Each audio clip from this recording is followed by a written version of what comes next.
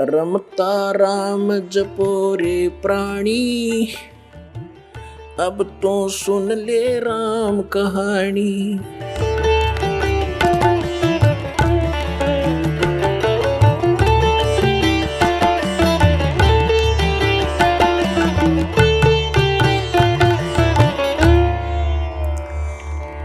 तो कहने का भाव है दास का कि परमात्मा जब यहां आते हैं अपने यथार्थ ज्ञान को समझाने की चेष्टा करते हैं। सन 1398 में ज्येष्ठ सुदी पूर्णमासी, जेठ उतरते की पूर्णमासी और विक्रमी संवत 1455, सन 1398 को परमात्मा सतलोक से चलकर सहशरीर आए। काशी शहर बनारस के बाहर एक लहर तारा नामक तालाब में कमल के फूल के ऊपर आकर परमात्मा विराजमान हो गए, एक नवजात शिशु का रूप धारण करके। नीरू और नीमा नाम के दो पति पत्नी थे। जुलाहे का कार्य करने से वो जुलाहे कहलाते थे और मुसलमान धर्म के अंदर वो रह रहे थे। वैसे तो उसी जन्म में ब्राह्मण और ब्राह्मणी थे, मुसलमानों ने उनको बलपूर्वक मुसलमान बना दिया था।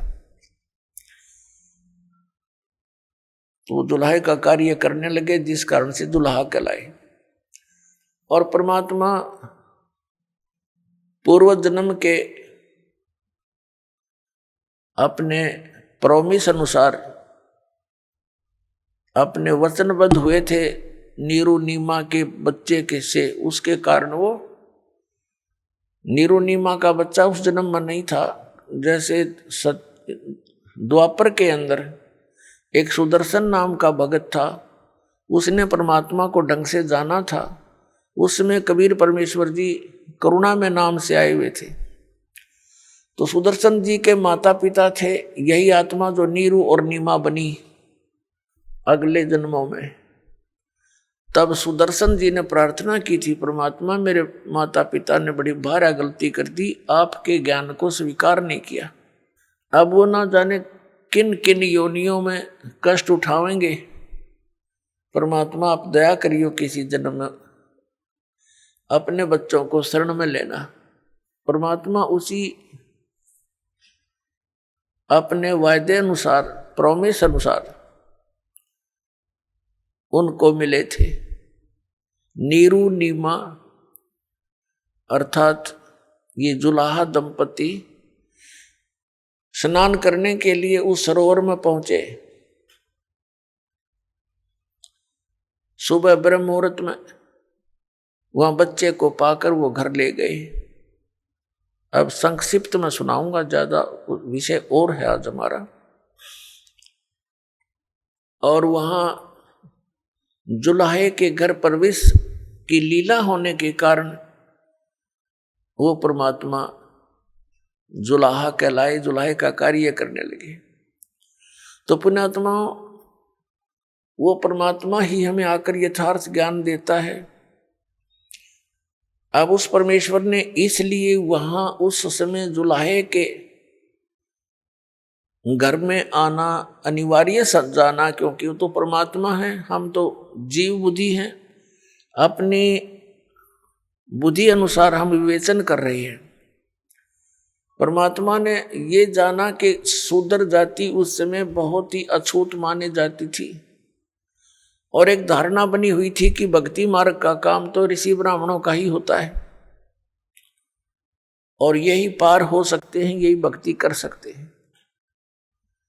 दूसरी धारणा ये थी कि इन ब्राह्मण गुरुओं के शिष्य अधिकतर सेठ लोग होते थे, वो दान धर्म बहुत किया करते थे। वैश्य कुल के और बाकी अन्य भी स्वर्ण जातियां भी उनकी शिष्य हुआ करती थी।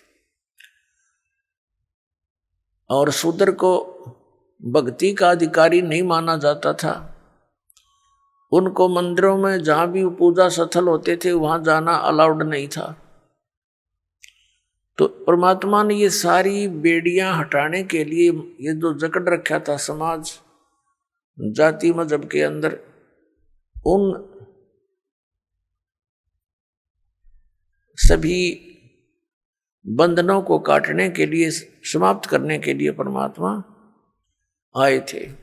आप सुन रहे थे जगत गुरु तत्वदर्शी संत रामपाल जी महाराज जी के मंगल प्रवचन। अधिक जानकारी के लिए विजिट कीजिए हमारी वेबसाइट www.jagatgururampalji.org। संत रामपाल जी महाराज जी के शुभ आशीर्वाद से पूरे विश्व भर में 500 से भी ज्यादा नाम दीक्षा केंद्र हैं, जिन पर संत रामपाल जी महाराज जी द्वारा ऑनलाइन निशुल्क नाम दीक्षा दी जा रही है। अपने नजदीकी नाम दीक्षा केंद्र का पता करने के लिए संपर्क करें 8222880541।